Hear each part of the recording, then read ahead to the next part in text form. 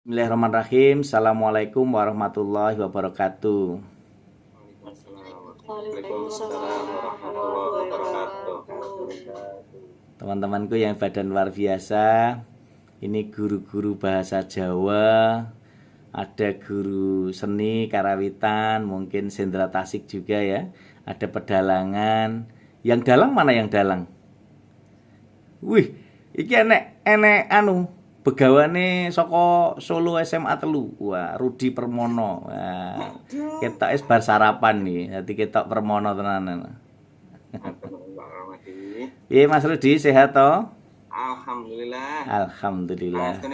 Pangestunipun ya teko keri dhewe ketok lek bar tangi. Oke, dulur-dulur kabeh, pagi ini menjadi bagian bahagia kita untuk bisa saling bersapa, bersilaturahmi. Kenapa saya selalu berbagi cerita kepada teman-teman guru-guru PPG yang saat ini menjadi titik temu bagaimana kita menjadikan yang terbaik dan yang terbaik. Artinya apa? Bapak Ibu guru ini adalah teladan. Memberi teladan itu mudah, tapi menjadi teladan itu tidak semudah yang kita katakan. Memberi contoh mudah, kemudian menjadi contoh tidak semudah yang kita katakan. Saya ingin Bapak Ibu betul-betul menjadi teladan yang bisa diteladani. Bapak Ibu menjadi teladan yang mampu menjadi panutan untuk siswanya dalam berbagai hal, khususnya di kelas maupun di luar kelas. Mengapa demikian Bapak Ibu? Menjadi citraan terpenting, citraan terbaik, menjadi citraan yang terkuat ketika Bapak dan Ibu itu menjadi salah satu bagian upaya kita untuk menunjukkan bagaimana kreativitas dan inovasi seorang guru. Maka ketika di PPG ini ya, pendidikan profesi guru ini menjadi salah satu bagian kawah condro di muka. Kalau masalah ngajar, sudah tamat semua, pengalamannya jungkir balik semua sudah punya toh, dari mulai menangani siswa yang tidak bisa bicara sampai dibicarakan, gitu. Menangani siswa yang tidak bisa bergerak sampai digerakkan, gitu ya. Menangani siswa yang sulit diajak komunikasi sampai mengomunikasikan gurunya. Jadi sudah lengkap, sudah pengalaman itu kalau masalah mengajar. Masalah media, teman-teman juga. Masalah fasilitas, semua sekolah ada. Tetapi harus diingat bahwa kita itu sebagai guru bukan sebagai orang yang memandaikan siswa. Pendidikan itu adalah sebuah proses.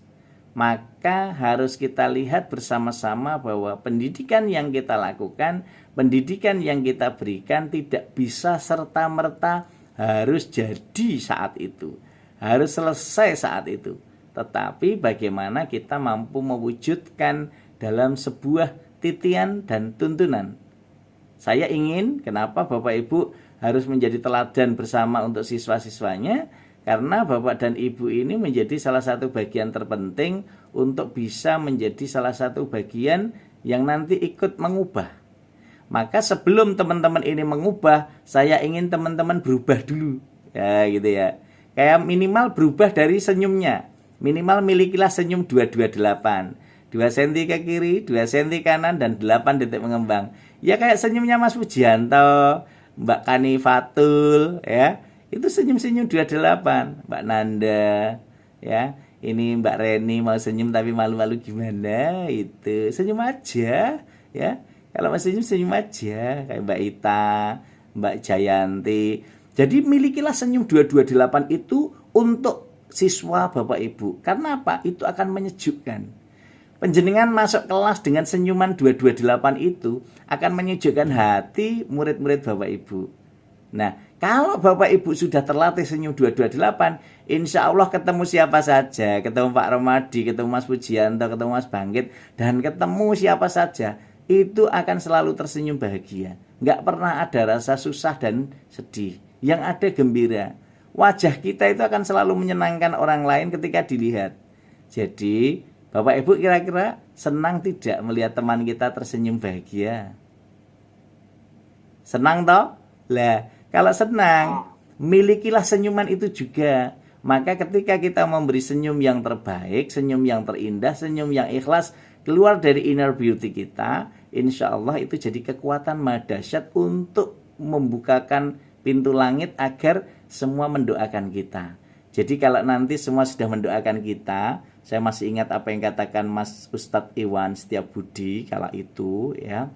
Kalau kita mendoakan orang lain dan orang lain yang kita doakan tidak tahu dengan doa yang kita berikan, Allah langsung memerintahkan pada malaikatnya, wahai malaikat, iku si fulan mendoakan Mas Setiabudi, tolong doakan yang sama untuk si fulan.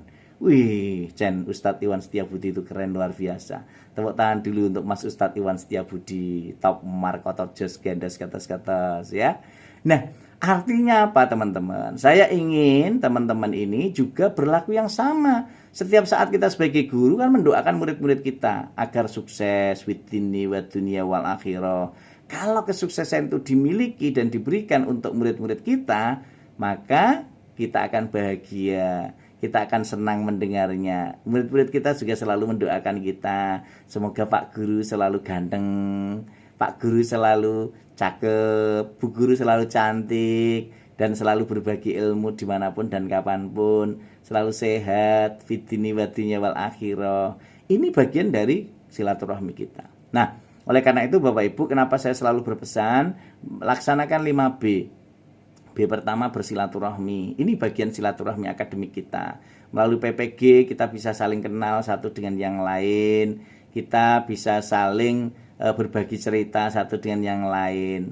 Nah, kemudian nanti Mas Bangkit silahkan dibuat WA group agar kita bisa berkomunikasi setiap saat. Artinya mungkin bertanya tidak hanya saat kita ketemu dalam Zoom atau dunia maya gini, tapi setiap saat silahkan kita bisa saling diskusi di WA group. Kalau ada kekurangan nanti bisa saling berbagi cerita.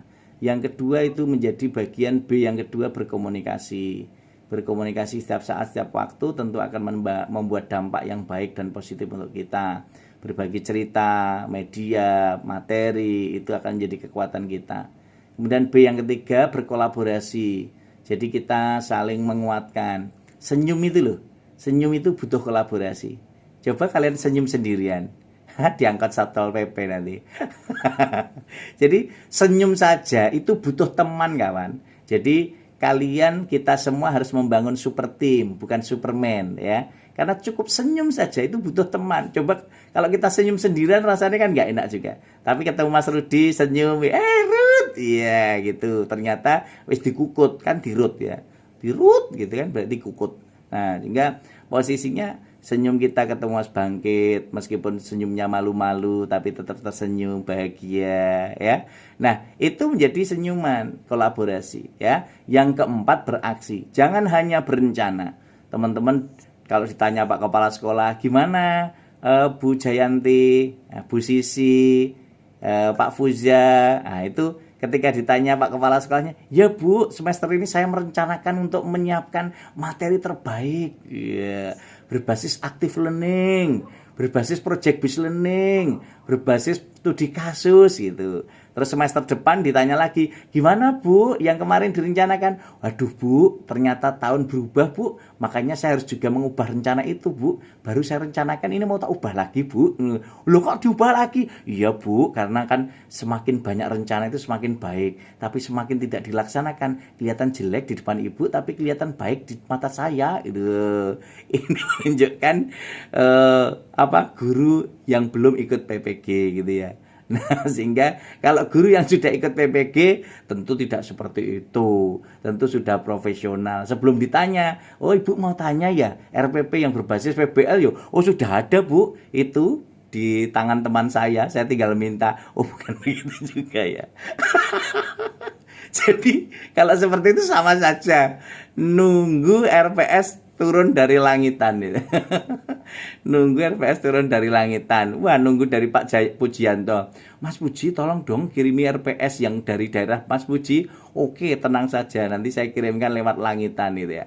Nah, ini menunjukkan bahwa proses kita harus berkolaborasi. Boleh kita berbagi RPS boleh, tetapi harus ada inovasi sesuai dengan karakter di sekolah masing-masing, sesuai dengan karakter siswa masing-masing. Ya, namanya manusia kan harus berbagi, tetapi bukan berarti terus punya kecerdasan soft skill yang tinggi. Contohnya Mas Rudi itu ngebel Mbak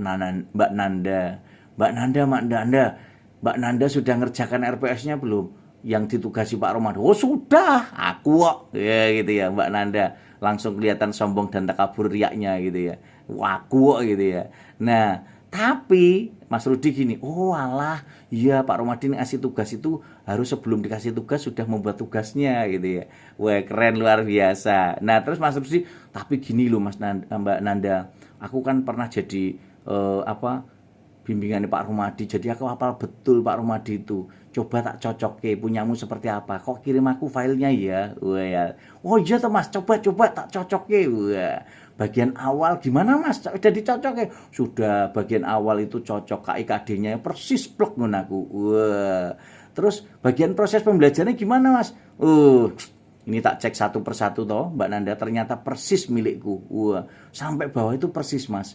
Nah, kok bisa persis gitu ya? GG Mbak Nanda menurun aku. Iya, bukan nurun, aku yang jiplak punyamu ini.